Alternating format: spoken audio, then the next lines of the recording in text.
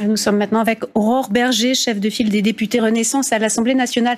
Merci d'être avec nous. Alors, vous avez déposé ce matin un projet de loi pour inscrire le droit à l'avortement dans la Constitution. Est-ce qu'une digue a sauté avec ce qui s'est passé aux États-Unis ? Oui, c'est une proposition de loi que nous avons déposée dès aujourd'hui au regard de la situation nouvelle, internationale mais aussi européenne, parce qu'on voit bien que les populistes, à chaque fois, ce qu'ils cherchent à atteindre en premier, c'est vraiment la question des droits des femmes.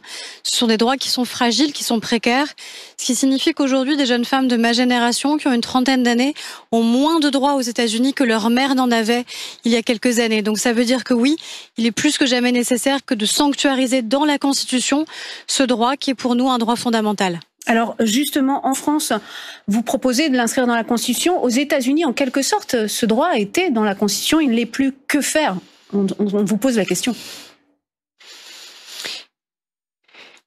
Bien justement, vous le savez, c'est d'ailleurs ce que disait juste avant l'autre interlocutrice, c'est que la Constitution, elle se change moins facilement évidemment que la loi, puisque la Constitution, c'est soit le processus qu'on est en train de faire, c'est-à-dire un dépôt d'un projet ou d'une proposition de loi qui doit être adopté à l'Assemblée et au Sénat, puis par référendum, ou alors la réunion du Congrès, ce qui veut dire les 3/5 de l'ensemble du Parlement. Donc c'est beaucoup plus compliqué et complexe qu'ensuite venir, j'allais dire, sacrifier un droit qui serait acquis dans notre Constitution. Et je pense que ce qui s'est passé aux États-Unis doit nous alarmer. Donc l'idée, c'est pas de faire de l'affichage, c'est d'aller évidemment au bout de cette démarche que j'ai entreprise avec les députés de la majorité présidentielle, les députés Renaissance, et de faire aboutir évidemment cette modification constitutionnelle. Alors, l'opposition fait remarquer qu'elle a proposé plusieurs fois sous la précédente législature de constitutionnaliser le droit à l'avortement, notamment en 2018. Le gouvernement l'avait à l'époque refusé. Pourquoi ?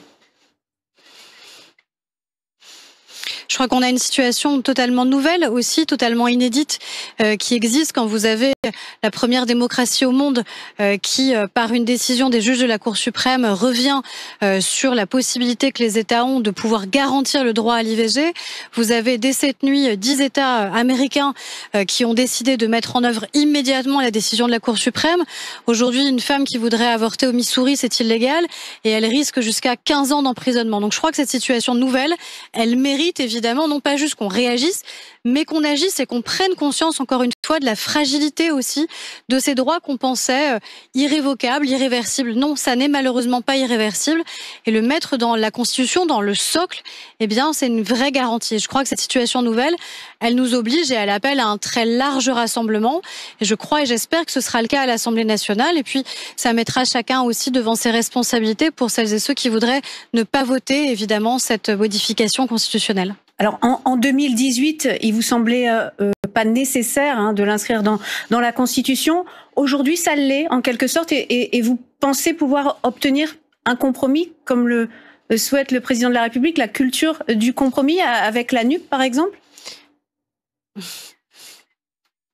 Là, je crois que c'est pas un compromis, c'est une nécessité. C'est une nécessité qu'à un moment, chaque député, en son âme et conscience, et puis ensuite chaque sénateur, puisse se positionner sur un sujet qui est essentiel.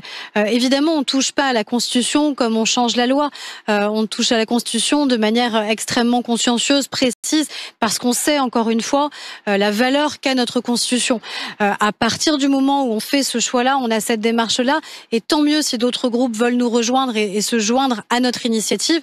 J'en serai la première heureuse et j'espère que ça dépassera très largement les bancs de la majorité présidentielle et que peut-être chaque député, chacun des 577 aura à cœur de voter cette modification constitutionnelle et donc de garantir à chaque femme dans notre pays, aujourd'hui et à venir, qu'elle a le droit à l'IVG. Oui, alors Mathilde Panot pour la France Insoumise avait annoncé qu'elle souhaitait déposer une proposition de loi en ce sens quelques heures avant vous.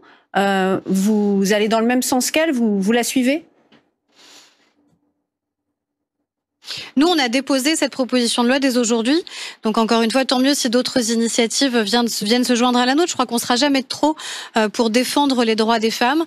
Et je crois que c'est ça qu'il faut retenir. C'est qu'encore une fois, la France, c'est une grande démocratie.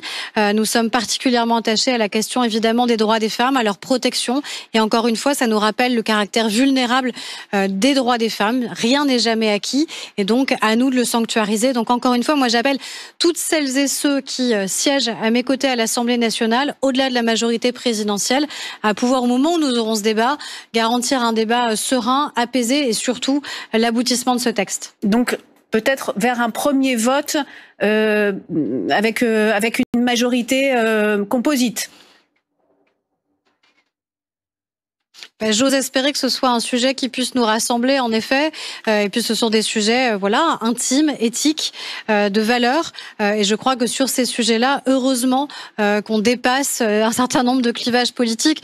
Sinon, vous savez, en 1974, Simone Veil n'aurait pas réussi à faire aboutir le projet de loi qui permettait d'avoir accès à l'IVG dans notre pays.